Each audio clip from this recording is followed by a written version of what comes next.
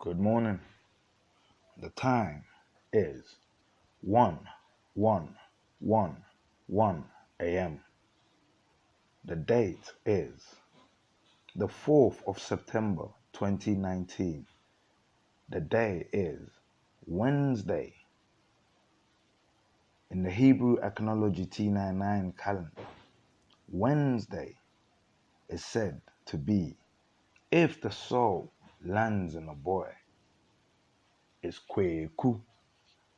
If the soul lands in a girl, is Ekua. And the characteristics that resides within these souls is as follows. Controlling advocate. An advocate is a lawyer. An advocate is a French word. Is a lawyer. It means lawyer. In Hebrew ethnology, it means odimafu. Odimafu means someone who speaks on my behalf or on your behalf. An advocate. And a controlling soul. So you can imagine a lawyer has to be controlling. A lawyer has to be on point. Someone who genuinely wants to, talk for you has to be on point. So what are we going to talk about today? We have come to visit the soul of Kweku and Ekua. There's problems, and we've come to find out if there's a solution. I'm reading news, the news that gets through, and it's reported that in South Africa, it's like a cancerous cell. Africa has turned against itself and is eating itself. That is what cancer is. When your body starts to attack itself. And we still don't have an answer for cancer. Do we have an answer for this one? What's going on?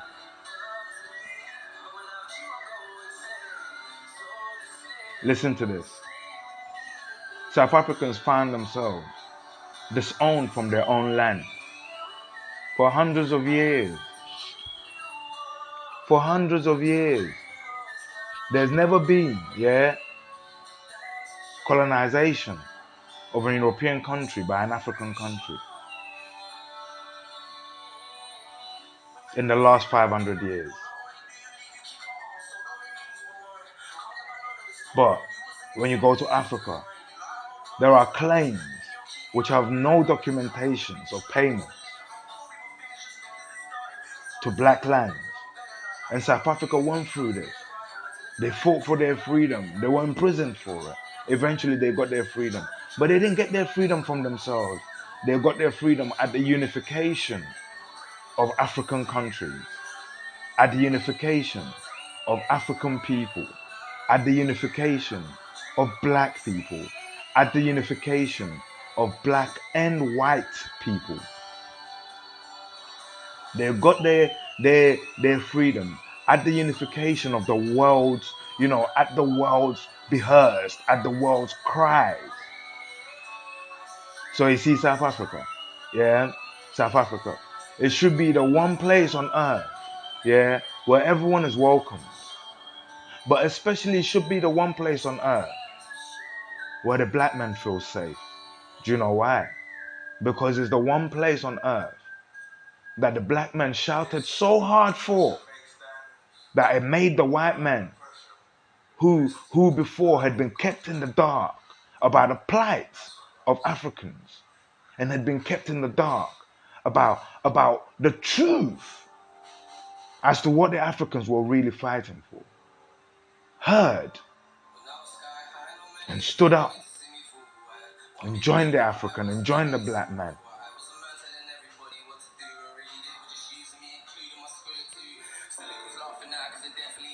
Unification won. It won.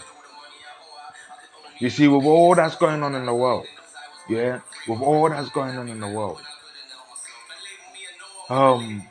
things are labeled, If, for example, if South Africa, if someone stand up and says, "Oh, it's time blacks claim their lands back," a label's put on that. Racism.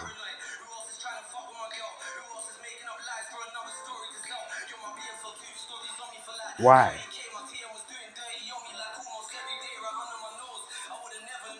If your goods are found, yeah, in a police raid, and they do a trace and find out, oh, hold on, this was reported stolen or missing in this particular house, is returned to you.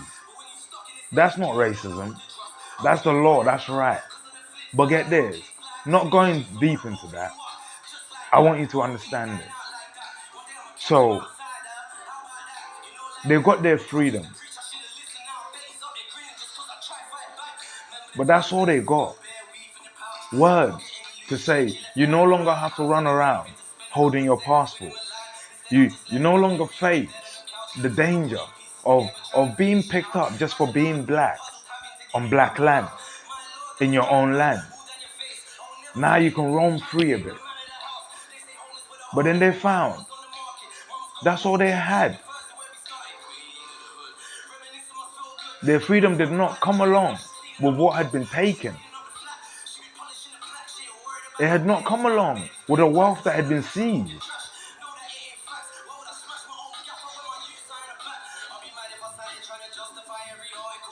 And then through the wranglings of the court, they've been kept away from it. I understand that the current generation of landowners that fell under this category, yeah, I understand they didn't commit it. But get this, through apartheid they sustained it because they didn't want to lose what their forefathers who had stolen it had stolen. It wasn't right. But I can understand it. You've been born into something, and although you do not understand the beginnings of it, this is what you have, and you don't want to lose it. I actually understand. It doesn't justify anything. But now the black people are stuck in limbo. Where's ours? Where's ours? And the only people left out are the other black people who are accessing black lands. Why? Because you see, that the black man is almost scared. Listen, understand what I'm saying. Understand me, trust me, don't misunderstand me. The black man, yeah, through imagery, yeah, has been made to fear the white skin. That even when the white skin wrongs him, it's easier to take it out on the black skin, on himself. So what are all the other black people doing there? They've opened businesses, they're doing businesses. But what's going on? I am telling you. You see, the unification, yeah, the unification of the black man, basically spells, yeah, that the black man finally has united, and now, yeah, is going to go back to doing what black men and what black countries understand how to do, how to proportionally divide, yeah, as our ancestors used to do. Divide the land, the wealth, so everyone can get. Because you cannot unite black lands and still have black lands allowing the wealth, yeah, to leave, as the Congolese president proved the other day, yeah. By uniting black lands, it means black lands have now, yeah, got their security at every checkpoint, at every border, for the interest of black men. So black men can also fix his nation and his nations, so white men can also come and feel safe. So black men can provide his own security. I am telling you, yeah, the black man is capable of providing security that has the guns locked up and only called in when needed. History has it recorded. Not the black man's history, the history that the white man wrote, that these people are warriors. But when you enter their town, they're peaceful people. When you enter their town, they're dressed in rags. But when you meet them on the warfield, they're dressed to die. To die. Someone that comes to the warfield to die came with every intention of making sure he takes you along with him. In Hebrew Iconology T993, such actions are called Ukum Apema Apembeba. If you kill 1,000,000, another 1,000,000 will soon follow. Because the aim is at whatever cost, the heart of their kin cannot be touched. That at whatever cost, we will meet you at the battlefield to stop you from reaching the hearts of our people, where our lineage lays, where the women sit, where the children are, where we have been reborn and recloned. So therefore, killing us is merely like the snake shedding its skin. Because by me going forward and not coming back, and by our cousins following, you see the kids that are there, the ones that I left behind, they know the warrior's code.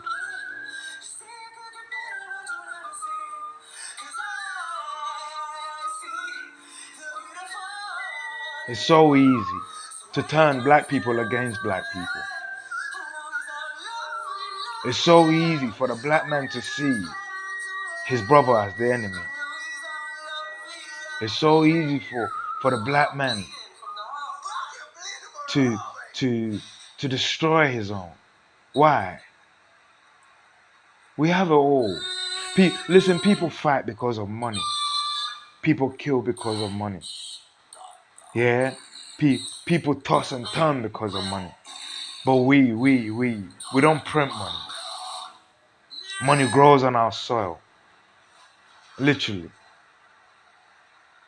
So you see, if money, yeah, well, was the root to all peace, then Africa should be heaven on earth. Because it means we just have to dig it and go and buy what we need for our citizens and put it there. And then when we put it there, yeah, it's so beautiful. Our citizens have so much that other people will come to enjoy it. But we don't have it like that. Why? Why? It's a situation of the fandom of the operator. The fandom of the operator. Yeah? What is the fandom of the operator? The fandom of the operator is the pulleys behind what's going on. Yeah? And who is pulling it. Yeah? Listen. I'm telling you that there will come a time Africa will reunite. And I'm glad for the invention of the camera. Because you're going to realize, yeah, that we read the Bible, yeah, we read the Bible and we see, we say, oh, Jesus came to die for us. And then we say, oh, Moses did this, and we say this person did that. We read the Quran and say the same thing, yeah. One day, yeah, Africa's history is going to read something like this. An unheard of person, someone that was so unheard of, no one knew about them. And Africans are going to say, he's the equivalent or she's the equivalent of a saint. Why? Because what the fandom of the operator did, the pulleys they pulled, yeah, got this person killed. And Africa will realize, yeah, that all these people were Africa's sacrifice to wake Africa up. Africa will realize that all these people lost their lives when Africa was sleeping. And now that Africa's awake, yeah, that Africa should plaster them everywhere as a reminder to Africa as to what happens when we develop cancer as to what happened when we let divisionists, and we shouldn't put their picture. If we have a caption, a picture captured the moment of their death, that is the picture we put to remind us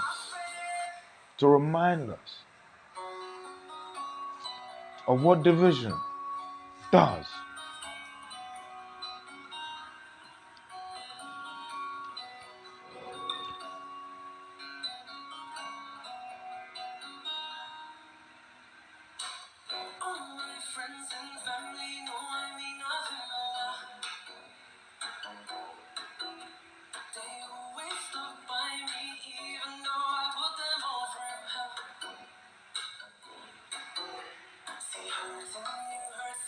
It will remind us of what division do. Why? We need a reminder. Every day you hear of people in Africa forgiving each other. Yeah, forgiving each other. He killed my whole family. They chopped them up. But I forgive him. We have found forgiveness. And get this. Do you know where they find the forgiveness? They always find the forgiveness, yeah, in the white man, in Jesus Christ. I'm not saying it's a problem. But let me give you an example. God sent Jesus Christ. We didn't listen to Jesus Christ. Yeah? So think of it this way. If God sends Jesus Christ and we don't listen to Jesus Christ, yeah? Why? Because maybe some people felt Jesus was white. Yeah? Okay. So then God sent, yeah, Thomas Sankara. Yeah? So God said, let me send one of their own. Yeah? Let me send Thomas. So God sent, because maybe he said, these people are so desensitized from me that they now would only take the message, yeah, from someone that looks like them. I send Moses, I send that. Think of it like that. They didn't listen. So God sent Thomas Sankara. In the end, yeah, our own hands, the black hands, killed the man, yeah, killed the man, yeah, that came to fix it for us. God sent Jesus Christ. In the end, the hands of the people purporting to be God's people killed him. God said, okay, maybe Thomas was too aggressive. Yeah. Oh, sorry. Before Thomas, God sent Nkrumah. Yeah. Nkrumah said, USA, United States of Africa. Yeah. And then the divisionists wormed his way into Ghana. Next thing, Nkrumah's running from his life. The black hand. But when Nkrumah left, it only benefited everyone else but the blacks. We're still struggling today. We didn't listen. God said, let me send Thomas. God sent Thomas. He sent him to the land of upright men, Burkina Faso. But Burkina Faso had been infiltrated by the divisionists. Soon, the divisionists, yeah, got hold of his right-hand man, Blaise Compaoré. Blaise. The black hand. Today, He took him out. They killed him. They chopped him into pieces like they've done Khashoggi.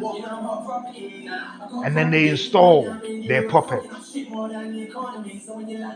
And then the country realized, yeah, that Nananya sent Jesus Christ again, and boom, they allowed him to go.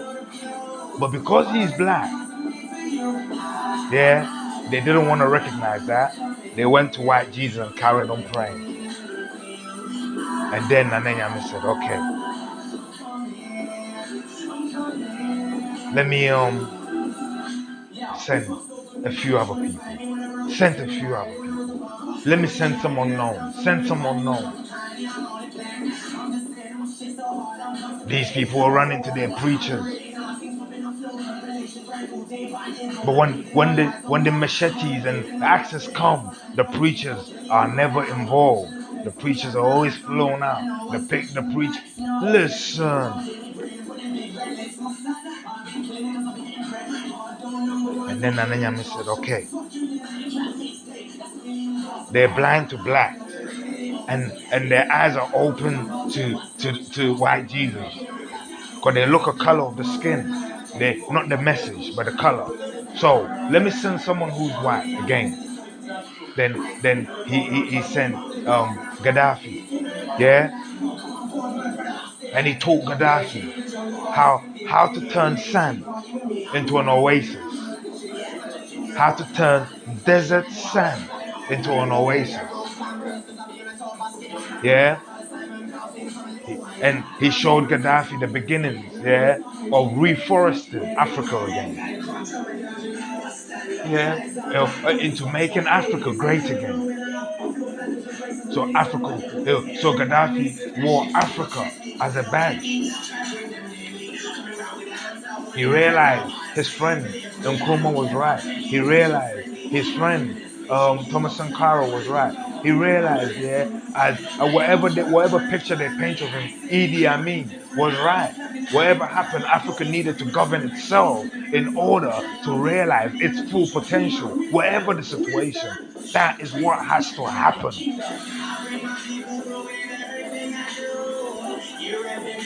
In the end, yeah,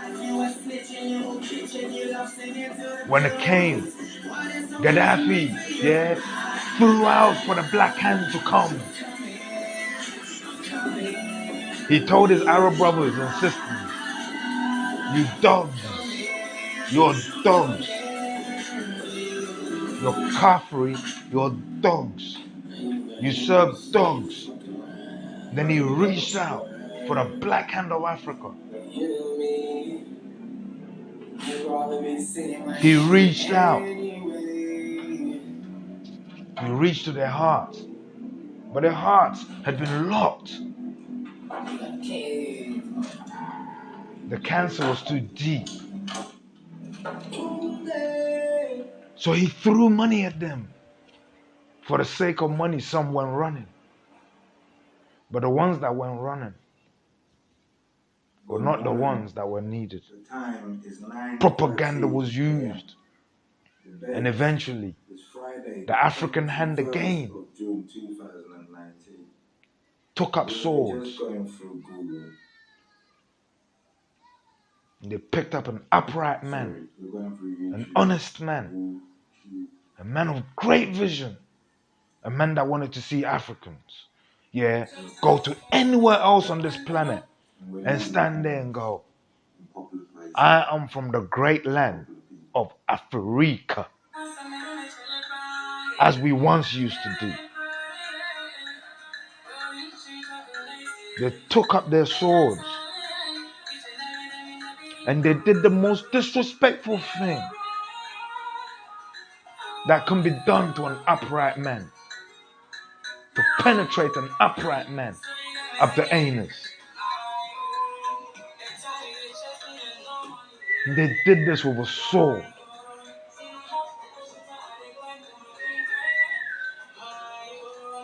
They stuck their sword straight into Africa's heart and poked it.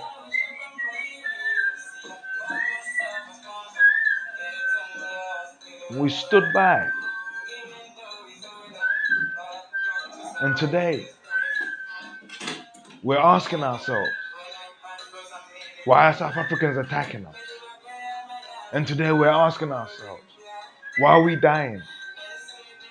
And today, we're asking ourselves, why are we our own enemies? And today, we're asking ourselves, 62 years after our first independence, why are we not still masters? Why are we not back to being masters of our own destinies?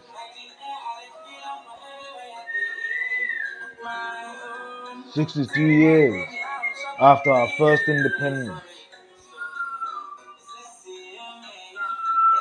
why has Ghana got potholes? Soon, do you know what's gonna happen? Yeah? Ghanaian youth. I'm trying to show you that there's something going on. Soon Ghanaian youths are gonna get tired. Oh, they're gonna get tired. Soon Ghanaian youths are gonna take up arms. But they won't quite understand what's going on. Instead of heading to Anglo Gold to demand that they stop mining. And they explain why it's called Anglo and not Ghana Gold. And to explain who actually owns that gold. Because we understand the land that is yours. Yeah, yana nanom say. Deɛ wɔwɔ asase so no, ɛyɛ wo dea. Enti adan ne yɛfrɛ no Anglo Gold. Anglo means England. We're not in England. If we are in England, then you see Ghanaians. It means you should have a passport, yeah, without visas that takes you to England. If this land is part of England, because what belongs to Ghana is the gold on Ghanaian soil. But if it's Anglo gold, it means it's Anglo-Ghanaian, right? Because it's not in English land. Therefore, it means Ghana is England, right? If that's the case, yeah, then that's fine. But that's not the case. Soon Ghanaian kids will take up arms. And instead of heading there to ask the right questions, the media will divert their attention. But they won't divert it to white businesses, which will be wrong. Yeah, which will be wrong. But, yeah, they'll divert it to South African businesses. So look at what they're doing to you. They'll divert it to Nigerian businesses. It's happened already. Yeah? We find it easier to turn against ourselves. When the real thieves, yeah, like for example, yeah, if gold is dug on your land, yeah, then the kings on your land, yeah, they should know, yeah, what's going on in conjunction with your government, right? But if your king, yeah, serves another, so for example, your king serves a club in England, Anglo, yeah, called Freemasonry, yeah, and they see a portion of that gold before you do, yeah. When you take up arms, yeah, that's where you should go to demand yours. But no, they'll be too afraid. They'll take up arms and they will disturb the ordinary African.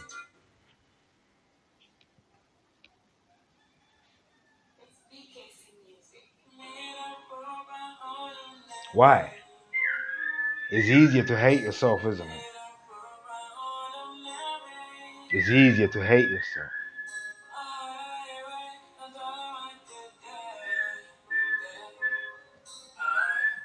Let me tell you something.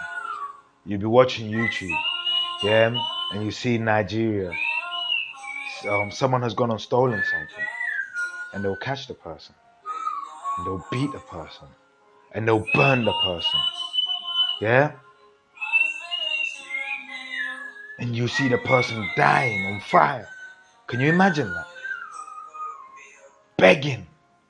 Sometimes they're throwing petrol on, bricks in the head.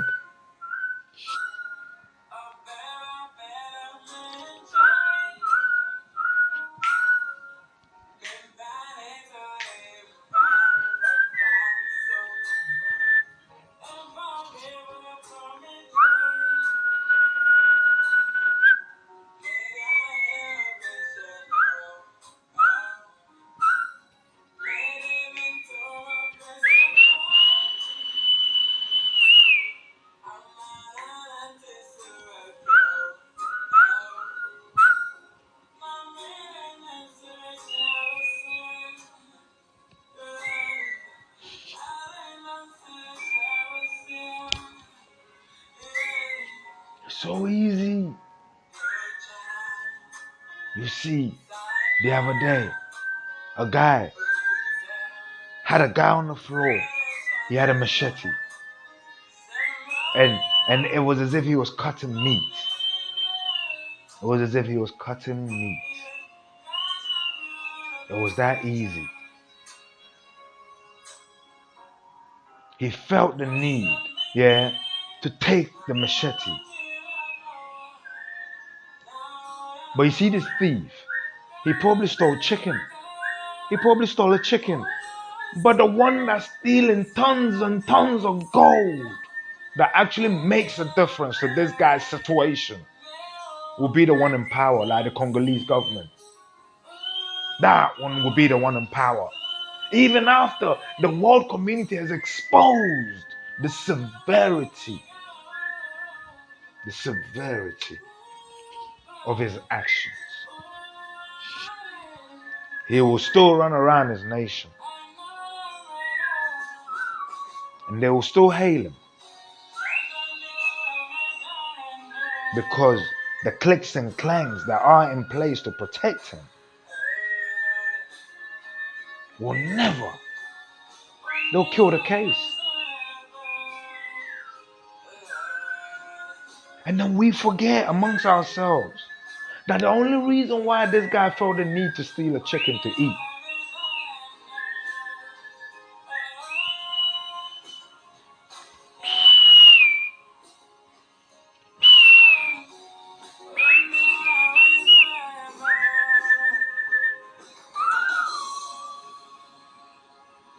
is because the gold that's meant to feed him is all given away.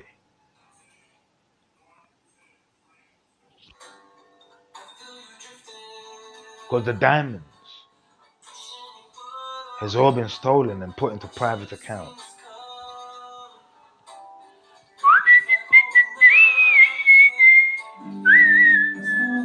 I'm telling you, there's gonna come a time, and it's going to start off in Ghana. This is the new law. If you want to be a politician for Ghana, we expect a 4-year term on each cycle. And the law will be set. You see, as an MP, you will surrender your passport. You won't be given diplomatic access to leave. In fact, from now onwards, you see, for the 4 years you're working for Ghana, your holidays, everything you do, will consist in Ghana. Your weekend holidays, here comes Pram Pram. If you want something hot, hey, we've got a Volta region, mate. But you will always be available. If you have to take a family holiday, a big one, we will pick a spot in Africa for you. But you won't leave the land of Africa for the 4 year of the term. If you want to carry on after the 4 years and serve another 4 years, you still won't leave Africa. Listen, if you have to travel out, if you have to, it will be for the country's purpose. If you need an operation, you better start fixing the hospital. It will be done right here. But get this, you see, after you serve Ghana, this is actually a very sensible idea. Listen, you see, after your term, after you serve Ghana, that is when you will be given a diplomatic passport. Why? Because get this, if you serve Ghana for 4 years, you'll be given a diplomatic passport, for 4 years. You become an ambassador for Ghana. So even though you're retired now, you no longer serve the country, you're still a representative of the country. So as you're going around, you understand what I'm saying? Ghana would need you. Ghana can have diplomats everywhere. Diplomats that are actually using their passport to actually diplomats for Ghana. How? It's simple. Now you're retired. You can just choose to go and sit on the beach, Or you can put your name down and Ghana can say, oh, can you do us a favor? Subcontracting, Can you go and check this thing out for us? So you're off duty, but you're still loving Ghana so much, that you're on duty. Plus you get paid. And when you come to Ghana, yeah, that's when we hail you. We listen, Ghana will come and pick you up. When you come back from your Ghana will come and pick you up each time for the 4 years. But whilst you're a minister, yeah, we want to see you here on a trotro. Because why? Because when you get on a trotro, you will fix the trotro. In England, they get on the buses. What makes you so special? We want to see you riding bikes. Because when you ride a bike, that's how you are going to, because experience makes perfect. That's how you're going to realize this is dangerous. Let me get it fixed. We're going to put you in situations that forces you to either really want to fix the country or not even sign up at all. So why? Listen, this is the problem. They come off the African soil, they go and do their deals on the side. Listen, they find oil in Ghana. Yeah? They went and done their on the side. Now it turns out the country of Ghana, yeah, listen, the country of Ghana, yeah, gets 10% of the oil revenue. But out of that 10%, yeah, out of that 10%, the country of Ghana gets. You see the person who went down the wrangling, ex-president Kufuor, his family, yeah, also get 10%. They get the same amount, yeah, as Ghana gets for the discovery of oil. So the whole of Ghana gets 10, his family of 10, they get 10. And then the company, which hasn't discovered oil in this country, yeah, comes in and takes the rest. You see what I'm saying? Why? Too much time off. And not enough balances and checks.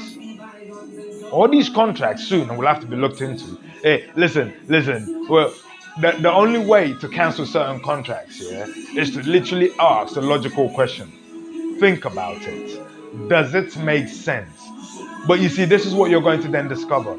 You see the company, yeah, you will find out, yeah, that they will only need now, yeah, to make their contract so they don't suffer. They will only now need to reveal the transcripts of the conversation and the promises that ex-president actually made on his personal behalf to them outside the behest of Ghana. So Ghana had no control over that. And then we can void those as his promises. So they can now, yeah, sue him for breach of contract. But then Ghana now can do a proper contract, yeah, with that company. And the company won't end up losing it all. Because Ghana can prove, yeah, that this shit don't make sense. But we're being reasonable. We're saying, yeah, we're going to take the criminal aspect of it out. So now we know what he did. So now if we do that, Ghana can sue, because the truth has now been revealed. Ghana can sue, yeah, the Freemason Grand Lodge 33 degree, the head father of the whole of Africa, imagine, yeah. Ghana now can sue him for the personal wealth he is amounting on Ghana's back illegally, without it affecting the company, because it is a company which was looking to do business, and these were the business terms that he, the one that was going to give them the business, brought. They couldn't say no.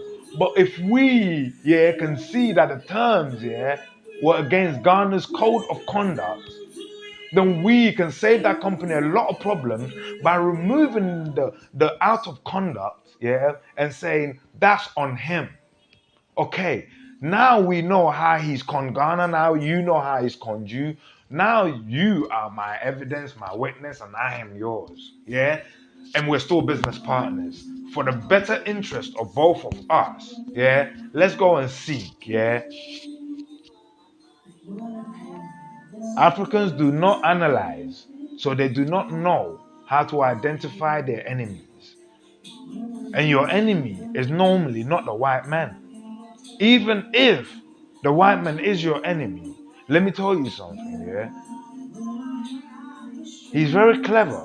He wouldn't use his hand. He wouldn't use his face. He will use your hands, and then he will use his face to be the saving grace. So every time You're told, Kwame Nkrumah hurt you. Jesus came. Every time you're told, Idi Amin was a monster. Jesus came. Every time you're told, Thomas Sankara was going to destroy you. Jesus came. Every time you're told, Nigerians are bad. Jesus comes. It is your hands, the weapon, their face, the saving grace.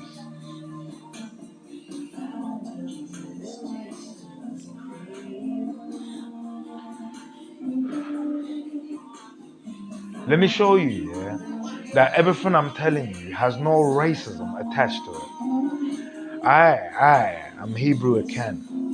My name is Kojo. It means I was born on a Monday. My source characteristics is Bajo. In Hebrew Acanology T993, our roots are recorded in the Bible and I can prove it.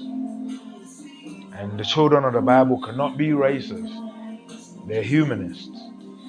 And the proof is within our language.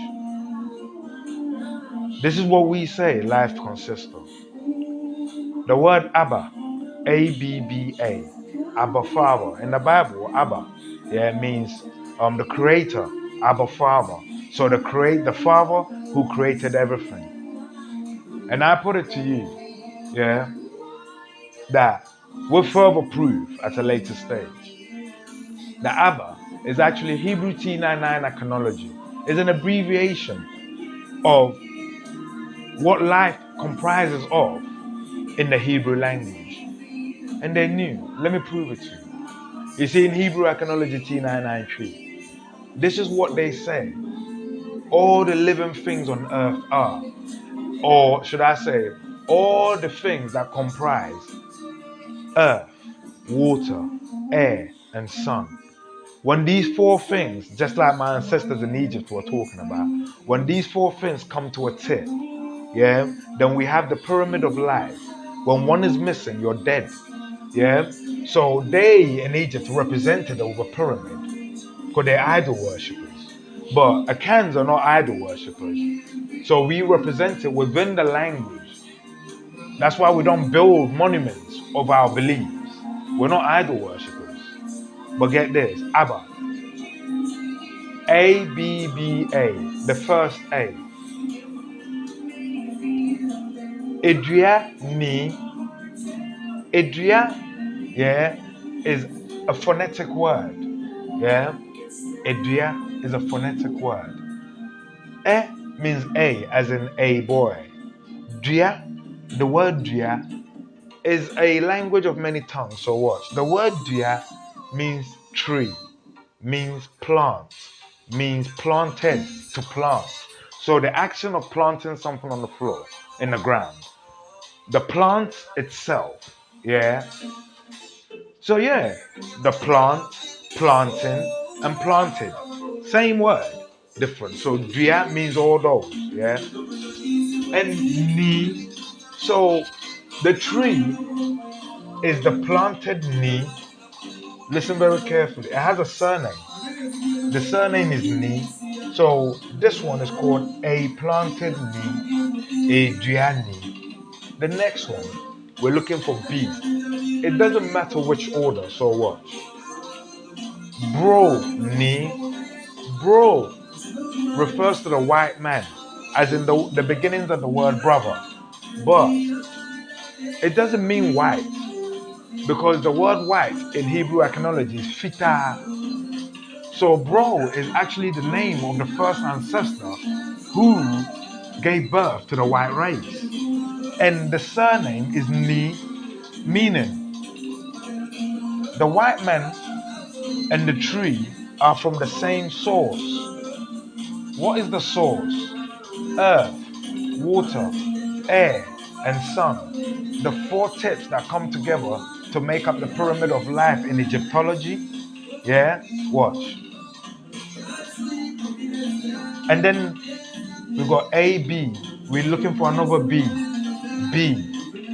Bibi, Ni. Bibi doesn't mean black. Tum means black. But Bibi means The first name of the ancestor was Bibi, and the surname is Ni, meaning what? The black man, the white man, and the tree. They're from the same source. They're from the same maker. They're one.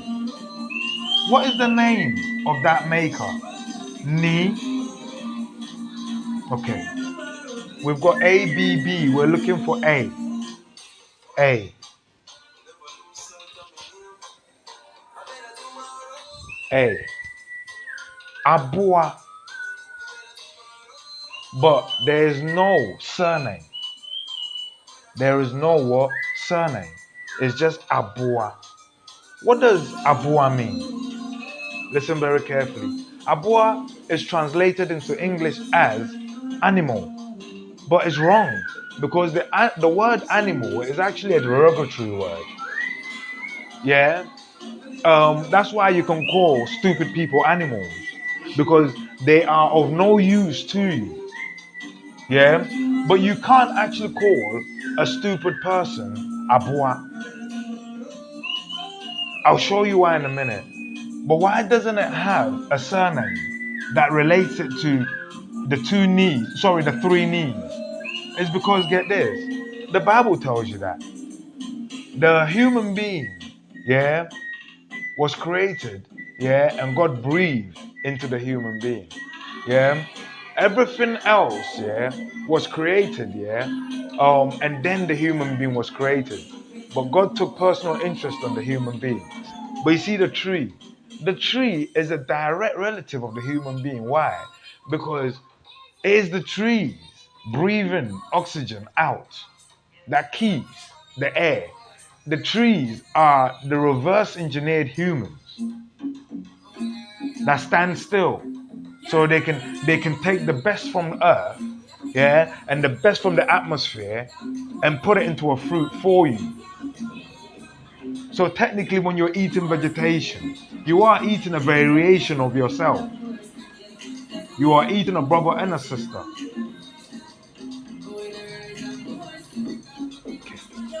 So we're back to Abua. What does Abua mean? A in Hebrew iconology, as I told you, means A as in a boy. Yeah, boa. If I say boa me, what I said there is help me. Me means me. Boa means help. So boa, a help. Someone that helps you, something that helps you is your helper. So a helper. Santa's little helper was an animal. But he's not just an animal. The dog helped the Akan to go what do you call it? Hunting. Yeah? In some places you use birds, military aircraft flying. I'm not digging this. Military aircraft, I'm not digging it. Yeah? Abwa. So ABBA, Abba. The black man and the white man are one. And we're all from the four pillars of life. Abba Father. We're all related in one way through life. I'm not being racist.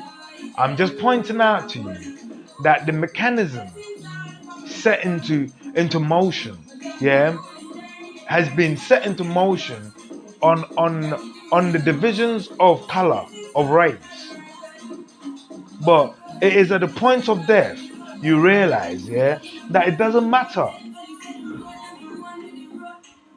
That if there's a chance that a black man's lung could save you, that we're one. That if there's a chance that the white man's lung could save you, that we're one. Abba Father. But you cannot, listen, you cannot, yeah, try and be politically correct with the truth. The truth is what it is. And I'm telling you, the truth should just wake up the white man and say, oh, you know what? It's true. I once said, yeah, let me tell you about the story of Jesus Christ properly. Do you know why today we're in the situation we're in? Yeah, whether you believe in the Bible or not, that's one story. Put that one aside. But let's just talk about the story. Take it as a Shakespeare story. Let's just talk about it. Yeah, imagine, yeah, you're told that someone was given birth and was brought onto the face of this planet to save you.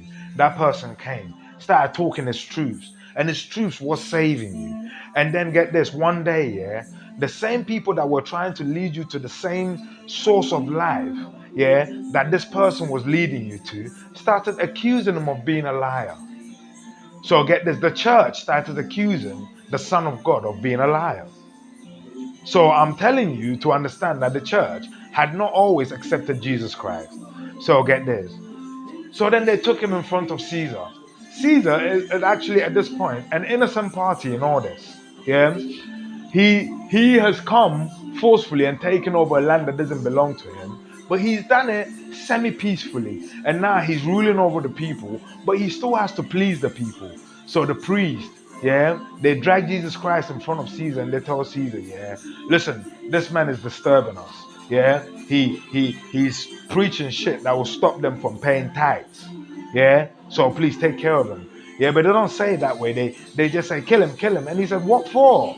The Bible told you that. What for? What has he done? Yeah. They said, oh, he's claiming to be God. He asked Jesus Christ. Jesus Christ said what he said. You understand what I'm saying? He said, well, what he said ain't a crime. They said, well, he's doing this, he's doing that. The church started making up false charges and putting on to Jesus Christ. Yeah. Caesar's people didn't know what to do because this is an innocent person, and as we know, yeah, they say Romans, yeah, like democracy, so they were trying to apply democracy here. If he's innocent, he shouldn't be here. Then, and then they were saying, so now they had to apply politics. Why? Because get this, you're trying to rule over these people peacefully, and anyone that unsettles them can unsettle you. Technically, the priests were threatening Rome with revolt. They were actually threatening Rome with revolt. So Rome decided, yeah, that I'm gonna give these people a chance, yeah, to I'm gonna put it into their own hands. So how did Rome, yeah, go about trying to do this? Caesar, yeah, said, okay, come back on this day, yeah, and kept Jesus, right? And said, come back on this day.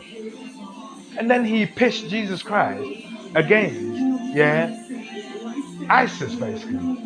Yeah. He had Barabbas on this side, Jesus in the middle, and another. Yeah. And then he asked them, it is that time where we free one.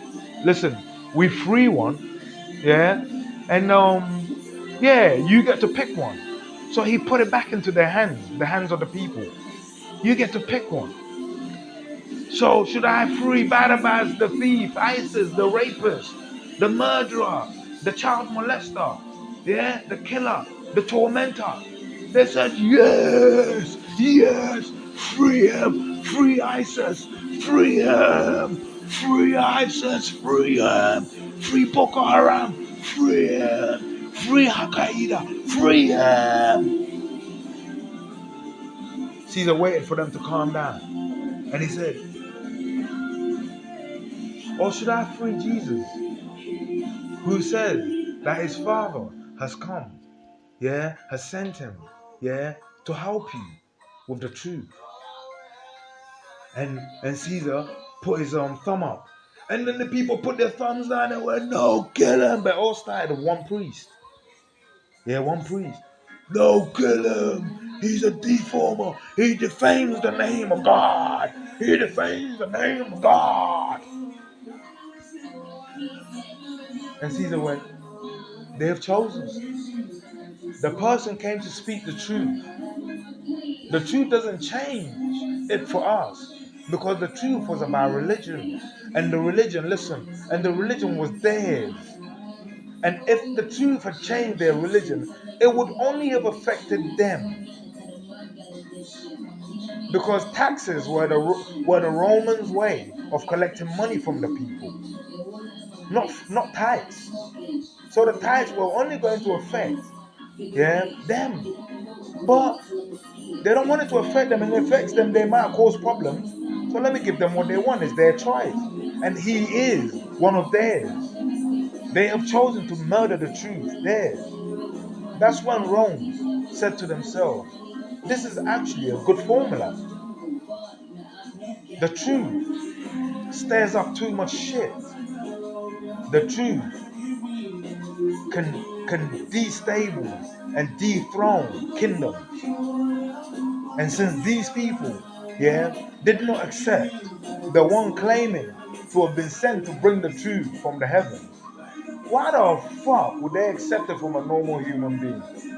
It means now we have been given the license to get rid of the truth, to drag the truth through the ground. They did all that to see at what point you lot will wake up and stop them. And they realize that they can beat the truth.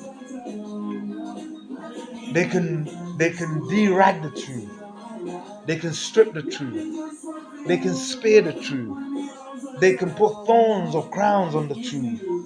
They can make the truth bleed. They can make the truth cry.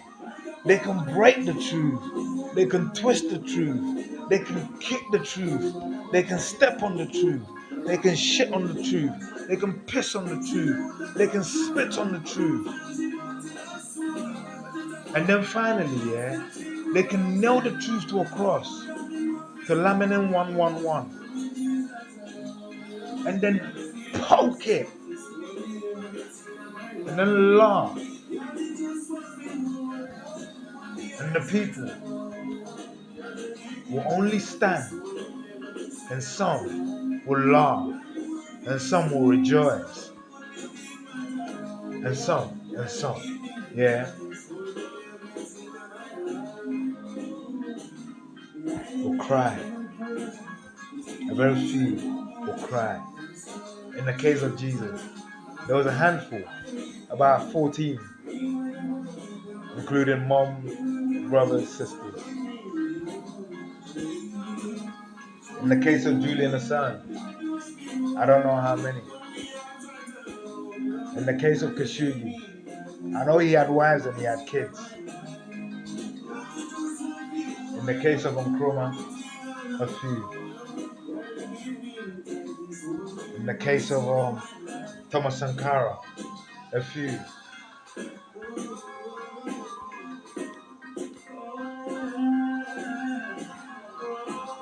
In the case of Gaddafi, they hunted down even his kids like dogs. And now you see the one that's remaining.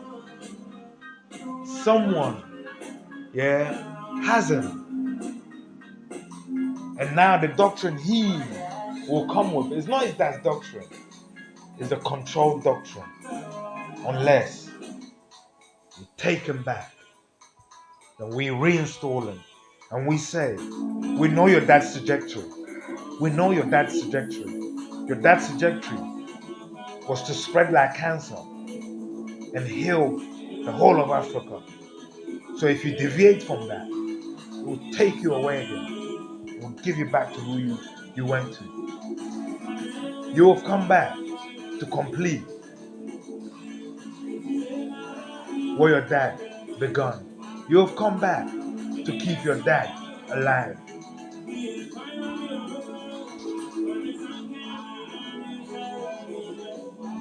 The day they murdered Jesus Christ, every action they went through, it was to see at what stage how far humanity will let it go. Each step was to see when we will act. Each step was to see what it would take. The final step in life is death. With Jesus, we let it go all the way. That's when the powers that be realize they can go all the way.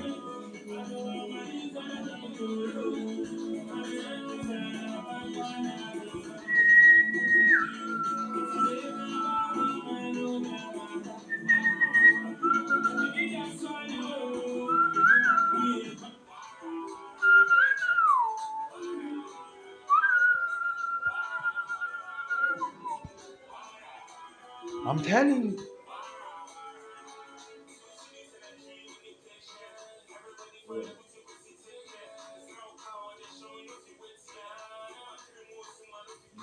With all the mayhem going on, all Africans have been given is music. Every African wants to be a musician. With all the problems going on, all the kids, none of them want to be politicians. None of them want to be, because get this, the politics, yeah, they know the doors are closed, because get this, the politician is preparing their kids. I'm telling you, there's going to be a sanitation in Ghana here. There's going to be a sanitation. It starts off with your freedom to fly. And then get this. If you wanna be, yeah, in this country and doing that, listen, immediately, yeah, your kid has to leave private school and come to a public school. When your kid comes home, yeah, that is shit. The kids don't speak English. You have to act. Because soon, since your kid has no choice but to go to a public school, it means their level of understanding and education will drop too. So it means now you have to speak to the education minister. Your kids are there in university abroad. They're gonna come. Or you just won't run. You just won't run. They're gonna come here and go to university here. Even if they were born abroad. They need to come and see that their dad runs a great country. So the great country, they have to want to live in a great country. And if it's not great, then they should know it's their dad's fault. And they should go home and say, Dad, you're an idiot, you're a dickhead.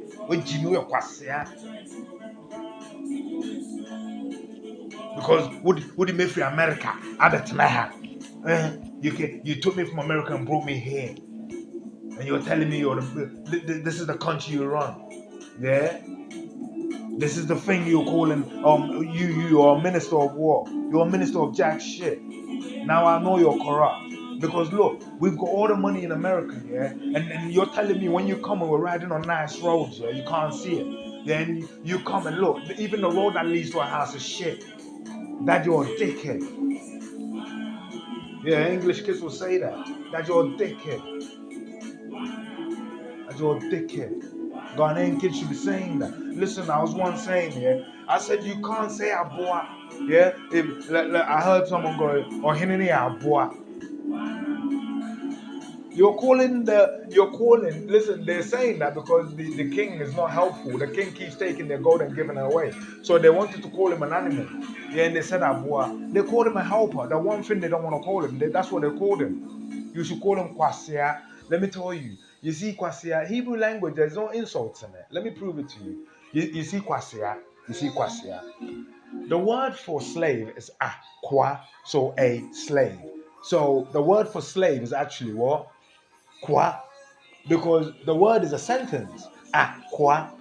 So the word for slave is actually kwa. A slave is kwa. So watch. When you put sia in front of kwa, yeah, you get kwa sia. Now what does sia mean? Sia means under or underneath. All kwa sia is saying is, you see slaves, even slaves are trained to keep to a certain level of respect and decency. So when one's behavior and when one's action drop beneath the slave's behavior, you call them kwasia, under the slave. All you're saying to the person is, right now you see your behavior, you see your attitude, you see all these junky things you're doing, yeah? It's below the behavior of the slave. You're a king. In the land you're a king, yeah? Listen, in your kingdom, there are 12 Nton. Nton means do not sell.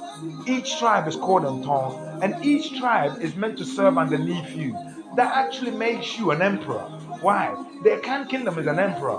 Yeah, do you know why? Because you're not served by ordinary people. The ordinary people have to go and find their ordinary king, and then pay homage to their ordinary king. And then their ordinary king then comes and pays homage to you. You are in what in English they call Ahim Mohine, King of Kings, like King Solomon. But King Solomon never served anyone. King Solomon never served anyone. Kweku's calling me now, my dad, yeah? His name is Kweku. I'm not gonna answer that now. I know he's looking for me. What? I'll call him back. Yeah. So watch this. King Solomon never served under anyone. King Solomon never bowed down to anyone, right? But this king, he goes and bows down to the queen. He who has all of it on his land, and he's actually the king of kings, goes and bows down to a king of just, a queen of normal people. So England, if Ireland had a kingdom, if Wales had a kingdom, yeah, if Scotland had a kingdom, yeah, and they all had their individual kingdom, and the people of Scotland paid homage to their kingdom. The people of Wales paid homage to their kingdom. The people of Ireland paid homage to their kingdom, yeah, and then they all together as kings paid homage to England. That would make the English kingdom an empire. Why? Because the kingdoms around them pay homage to them and they're seen as the head. But she's not. She's just bullied away and taken everyone away. And eventually, the other four, will say, you know what? The other three will say, you know what? Fuck you. You're not the king of nobody. You see what I mean? You're not the queen of nobody. But you, you turned your people into Nkwasiafoɔ. Why? Because they're serving a slave who serves another. And your people were never meant to serve a slave. Because their king was only meant to be the protector of the golden stool. Nananya mische akora akonya. Akora akonya.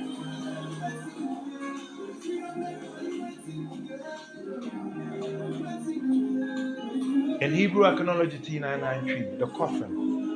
You see the coffin. It's called Endaka. End.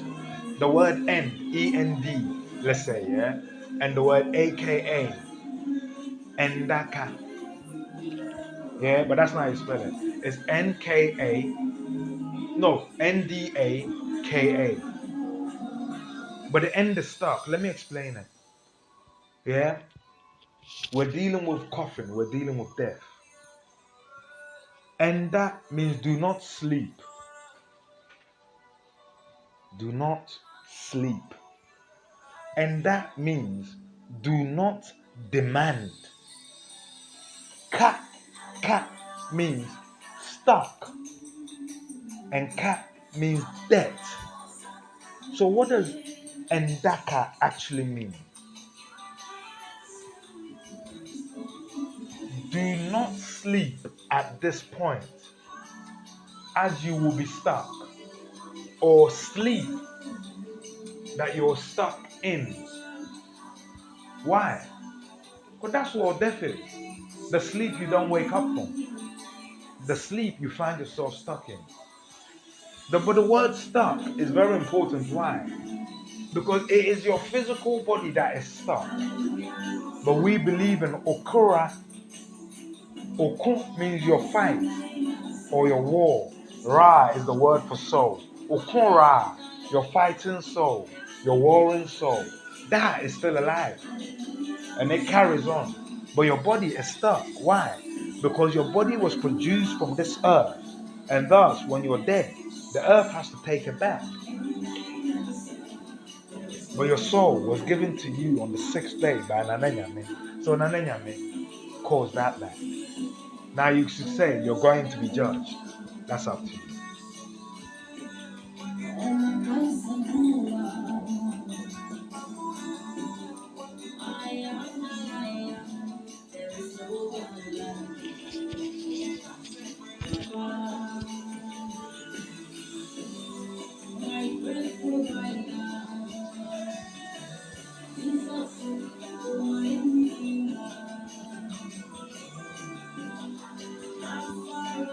Endaka.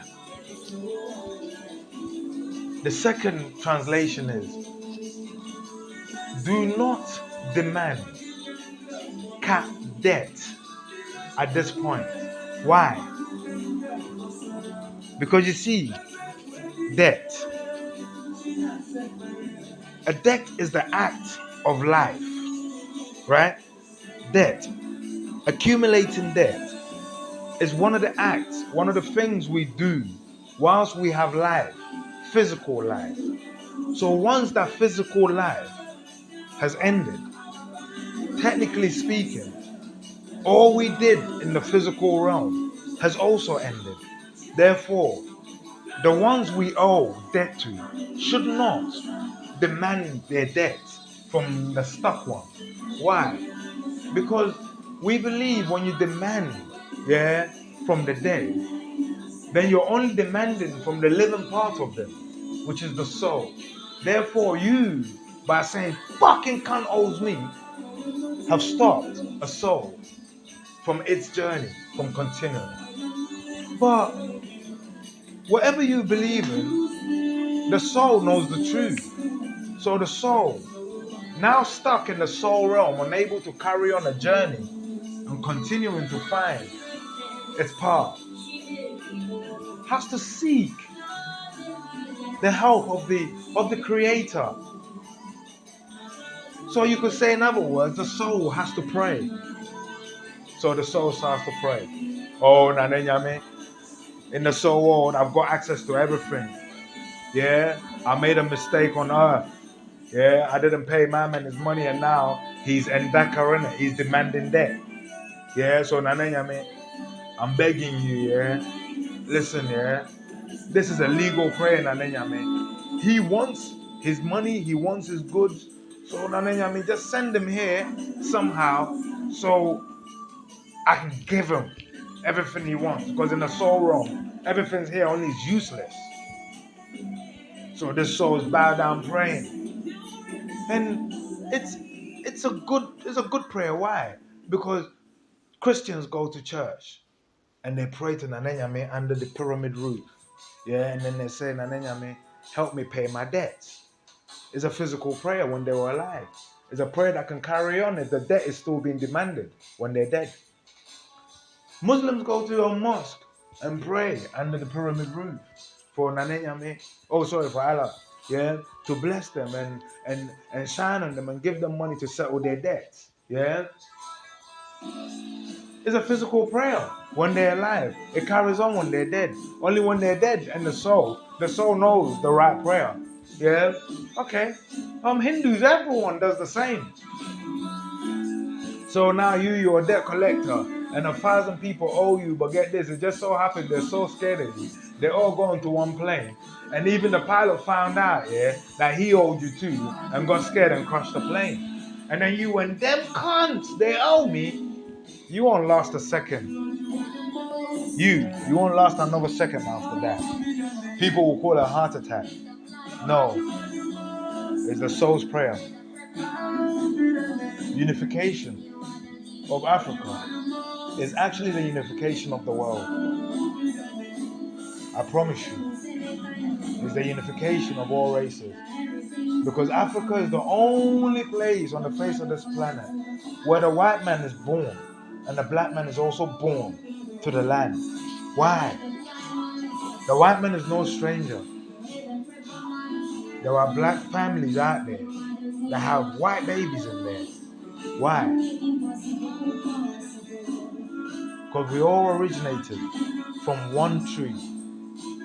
Ni, Adriani, Broni, Bibi Ni, Abua for help. If you don't believe me, check out the Eve gene, where 2 black people will give birth to a white son, to a white daughter. Where black brothers and black sisters will finally have their white doll, their own personal white doll. Where a white brother and sister will finally get their own black doll, their own personal black doll. It was meant to be like that. We were meant to hold white dolls as black people, and white people were meant to hold white dolls as white people, because we were meant to be each other's cradles.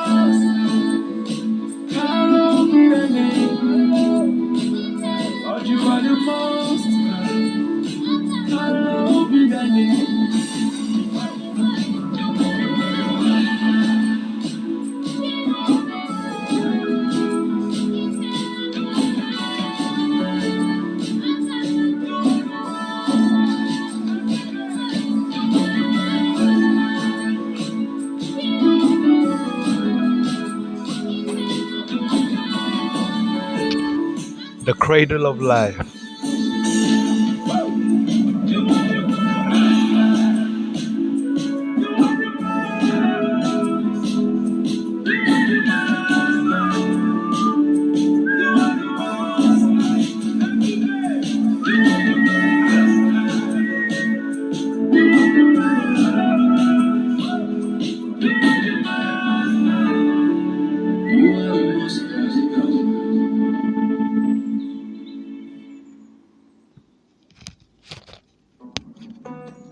Time is 2:27. May God see us through these hard times. May Nananyame protect us.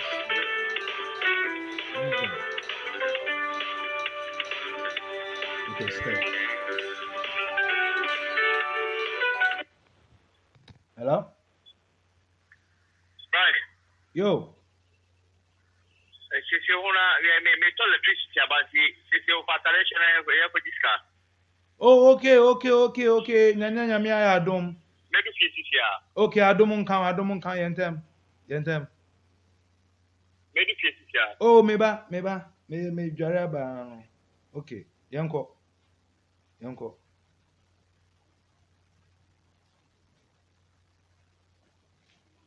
It's not that easy with you here, but I know I want you to stay. See, this could be us in a few years, but just the way you like to play. It's like every day I'm kicking raps.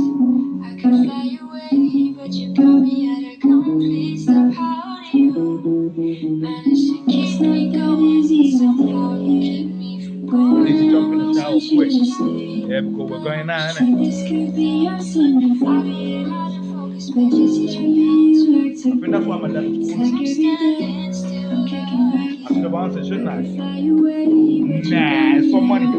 Money's not just that how important, do man. you Yeah? Eventually the message got keep through, me didn't it? going? Yeah? Sometimes Don't you worry, keep I'll call me him from back. going. See, I'm I'm sure we have a laugh. distracted without you. I don't know how to focus. Kill me later. I gotta go sometimes, but you're standing still lying. You're not with me.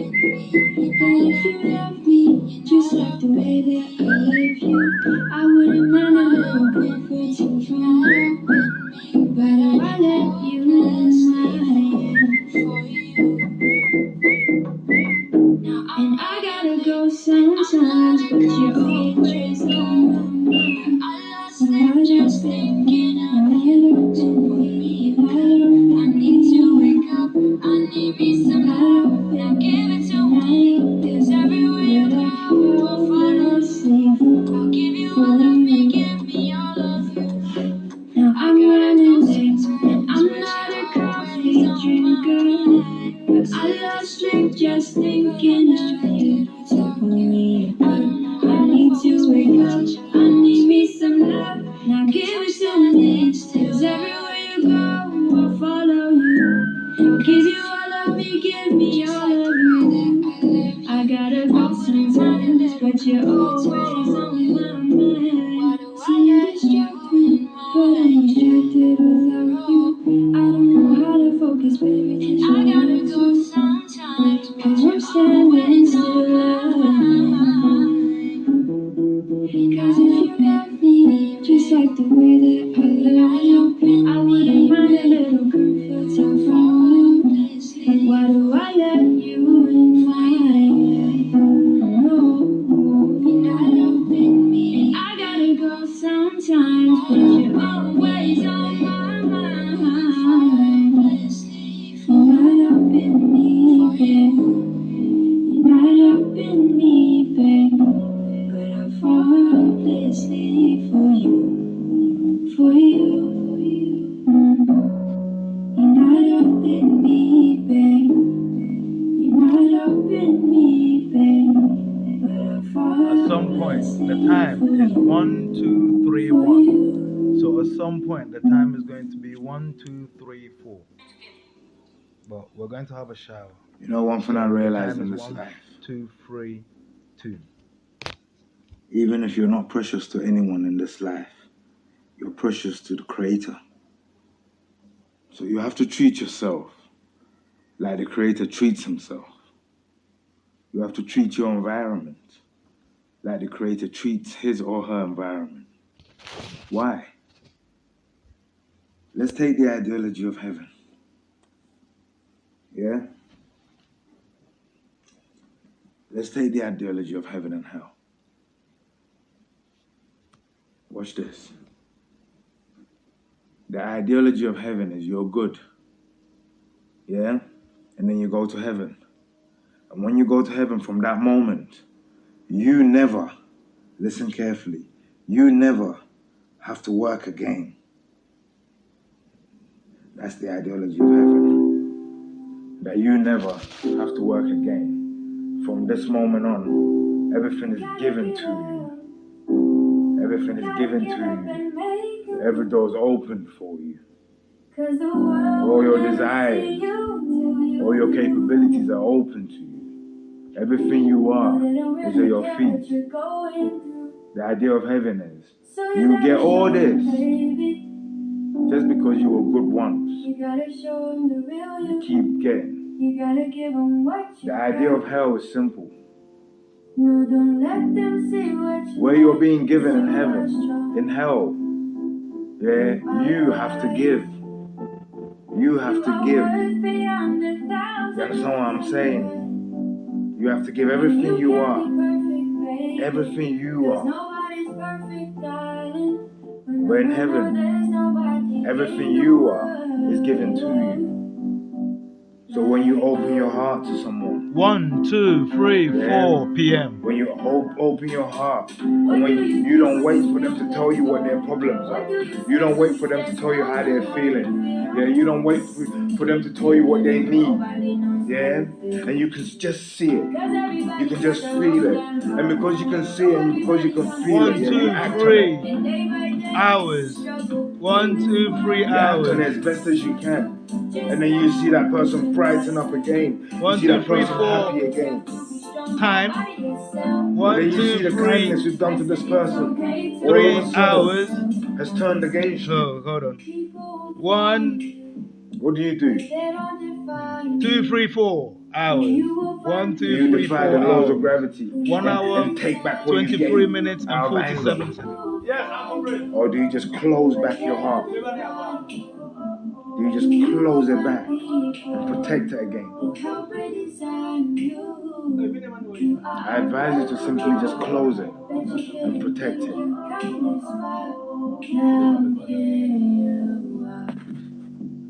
Baby, you are strong. You are wise.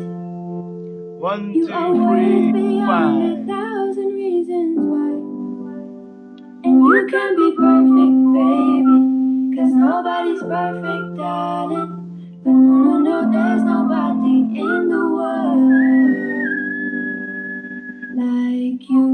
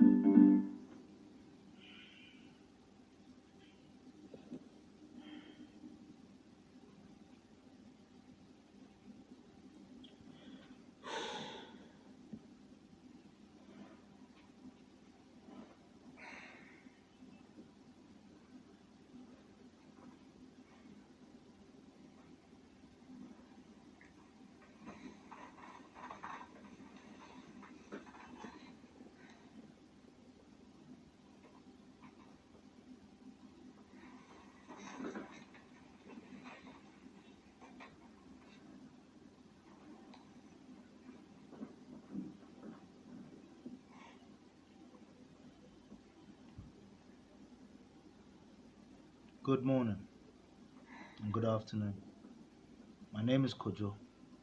I love you. You're broken down and tired of living life on a merry-go-round. You can't find a fighter, but I see it in you, so we gon' walk it out. Ooh,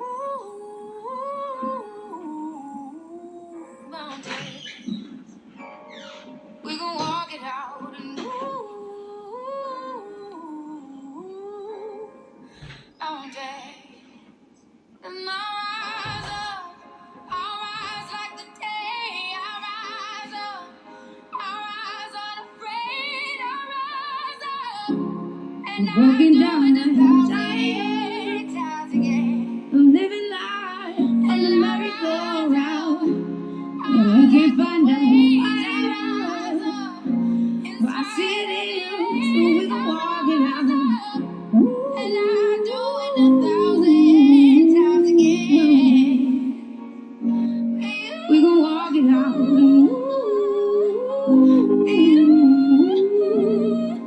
All day. And I'll rise up. I'll rise like the day. I'll rise up. I'll rise unafraid. I'll rise up. And I'll do it 1,000 times again. It's getting hard to breathe. And I'll rise up.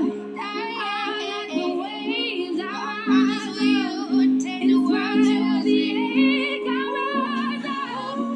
And I'll do it 1,000 times again. Bring it to his feet.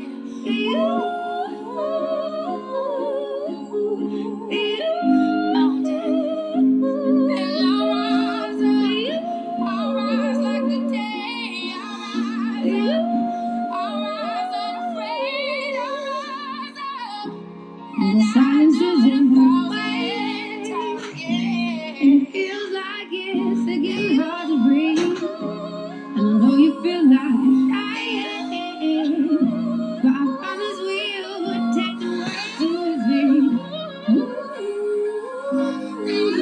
You see me, yeah? I got an attitude, yeah, where when kids break my stuff, yeah, I don't react.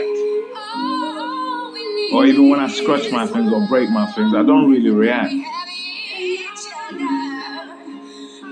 Why? If I had it, if it's mine, it means, yeah, I worked hard and I bought it. It means I can work hard again and buy it. If a kid breaks it, I worked hard and I got it. I can work hard again and get it. But you see, my father, Nananyame, yeah, as generous as he is, he still only gave me just one heart. And he told me that that one heart will see me through from the beginning to the end. And he said to me, yeah, it is how I look after that heart that will tell him, Nananyame, yeah, that I will look after his kingdom too. And as you know, the ideology of heaven is, when you're good, heaven opens to you. When you're bad, heaven closes its doors to you. We see hell, yeah, its doors are always open because it is just set up to take from you. The temporary benefits will soon catch up. I will rise 1,000 times again. And we'll rise up. I like the waves. We'll rise up. In spite of the ache, we'll rise up. And we'll do it 1,000 times again.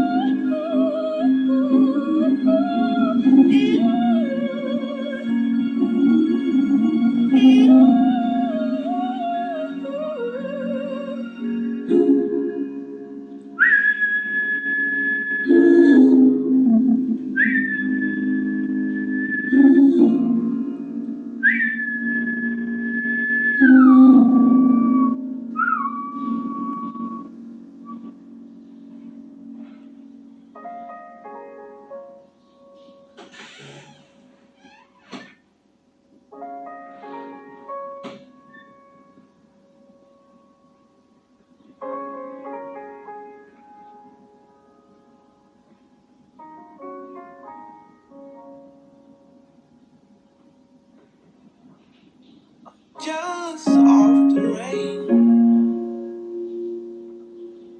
that falls upon your skin. It's closer than my hands have been. Jealous of the rain.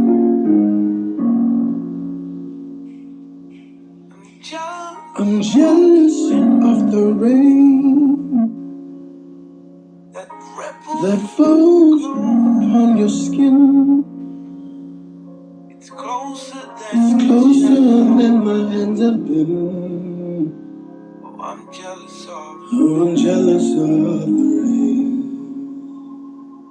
'Cause I'm jealous of the rain that ripples through your clothes. And I told you it's closer than your shadow. There's nothing to forgive, but I always thought you'd come. I wished you the best of all this world could give. Hard for me to say, and I told you when you left me, there's nothing to forgive. I always thought you'd come back, tell me all you found was heartbreak and misery. It's hard for me to say I'm jealous of the way you're happy without me. I'm jealous of the nights that I don't spend with you. Gone for someone else. Wondering who you lay next to. I'm jealous of the love. I'm jealous of the night. I wished you. I'm jealous of the love. All this world could give. The love that wasn't here. I told you when you left me. Gone for someone else to share. I'm jealous of you. Always thought you'd come back. I wished you the best of heartbreak. All this world could give. And I told you when you left me, there's nothing to forgive. But I always thought you'd come back. Tell me all you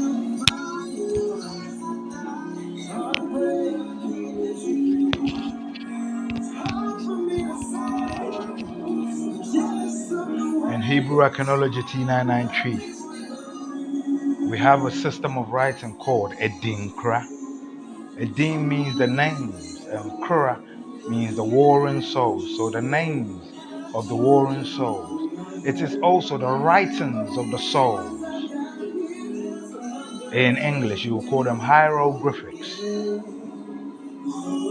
In this system of writing, we have one pictogram called Jinyame. Nyame means God, and they say J means only. But our language is a language of many tongues. So for the first time, I'm going to reveal what the Jinyame sign is truly for, and what it actually represents, and how humanity can be saved. I want you to get the Jinyame symbol in front of you. And the Jinyame symbol, when it's in front of you, there's a bit that protrudes from the bottom going up. That should be on your right. There's a bit that protrudes from the top coming down. That should be on your left. Now, when you look at it again, you should see yourself as standing in front of the skeletal anatomical system of the human body. There's a top bit and there's a bottom bit. The bits going up and down are representations of ribcage on left, ribcage on right. The two little ribcages that have been chopped on each side you can see. So we have the spinal column of the human being in the middle. the one that stands the human being up and allows the human being to bend. What keeps the human being standing? We have the structure of the anatomical system of life in front of us. We have a patient in front of us. But you see this patient, it's not skin deep anymore. It's deep. It's to the core. It's to the structure level of this patient. And my people are saying that when the patient gets to this level, only Nyame, only God can help. So what is this level? You see the human, you're made of 20% earth, 80% water. Air is absolute, and the sun for photosynthesis. So any injury and any disease, is actually these four things that have been affected. These four things have been affected. The injury you can see is the earth and water of you. Some injuries you can't see, they're deeper. Is the combination of these four things. So it's been your bonding has been taken out in some way. So what is the best healing for you?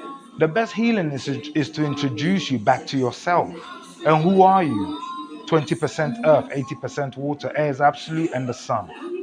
So to heal these four things, you have to give the human back to these four things. And my people, they believe that Nanenyame created these four things, to help us. Why? Because he made us from them. So our best healing will come from being introduced back and given back, especially in our time of need of life, to be given back to life. So they say Jinyame. But what is the representation? What is the significance? Because you see, in science, this symbol will be called laminin 111.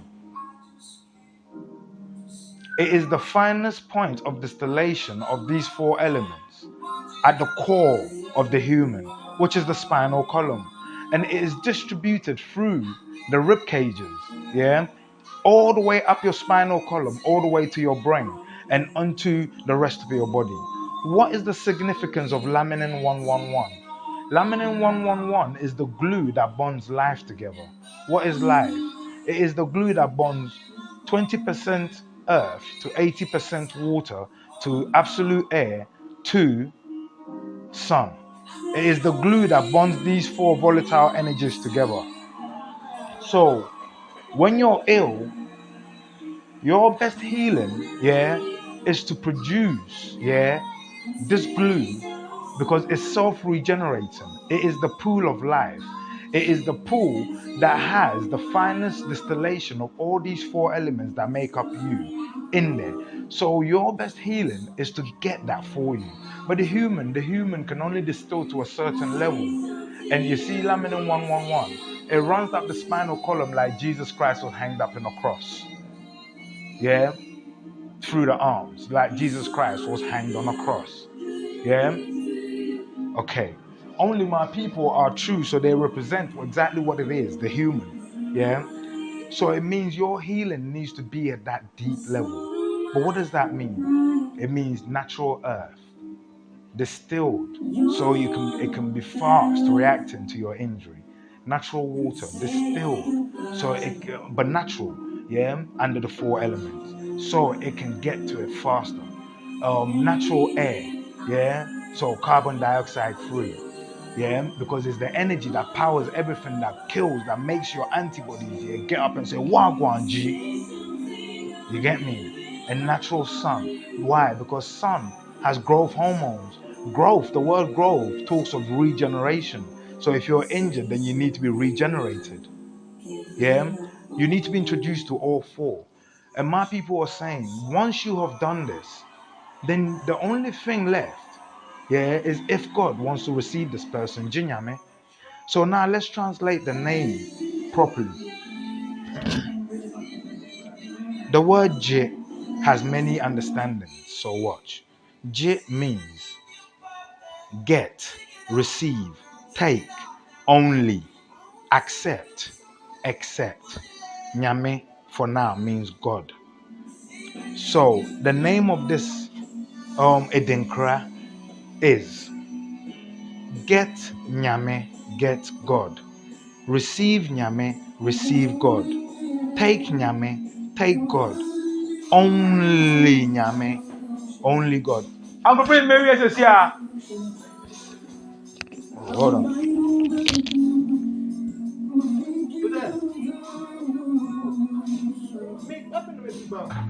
Dad. Dad. Yeah.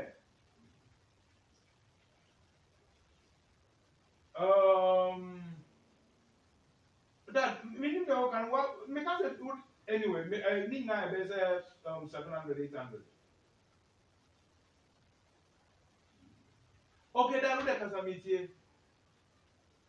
Oh, that me getting ready. Me yako baby. Me yeah ready. I'm going to my ready.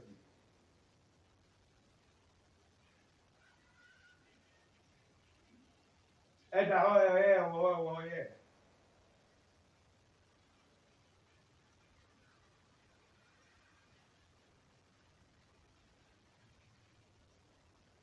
That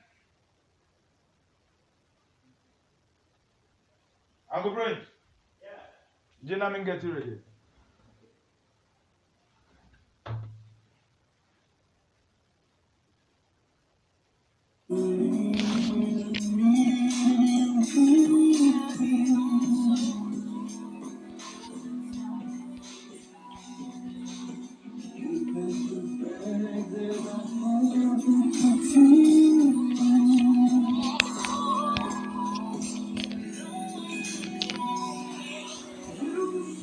Okay, let's start again.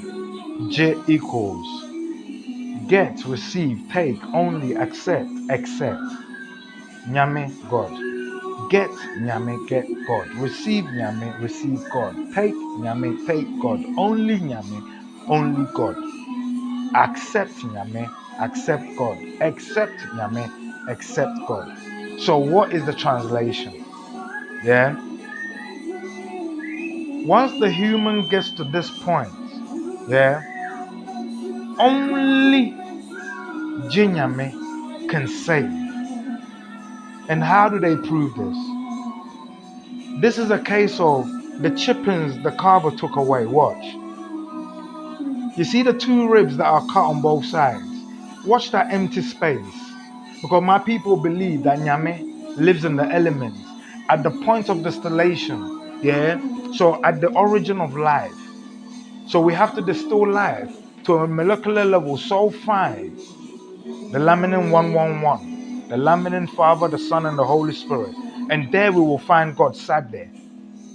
And they believe, yeah, that it comes to a point in the human's life when only introducing the human to the four elements, yeah, that make the human will get the human closer to his or her maker, that will make his maker respond to healing them. Yeah. So how do you receive God? Look at the two shapes. On your right is the airless hand of God. So the spiritual hand of God coming from top to bottom. On your left is the spiritual hand of man, airless, meeting the spiritual hand of God to receive the all spark. In the woman, this is the gestation period of the fetus at 5 to 6 weeks, where the baby receives the heartbeat. In the Bible, forget the rest of the picture. Just imagine the hand of Jesus reaching down into the sea to pull a man who was drowning out. Just the hands. Jinyame. Scientific. Hebrewism.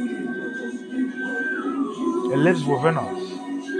Peace is attainable if only you would listen to yourselves.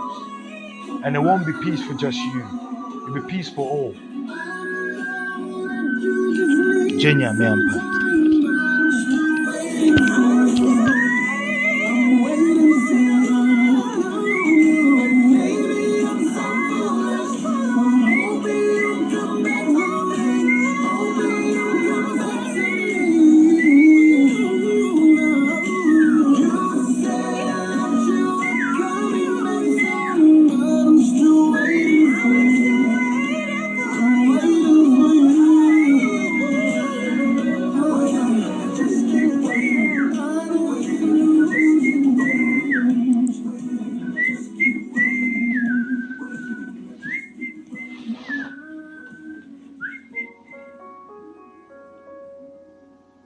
I love you. 1 hour 46 minutes and 46 seconds.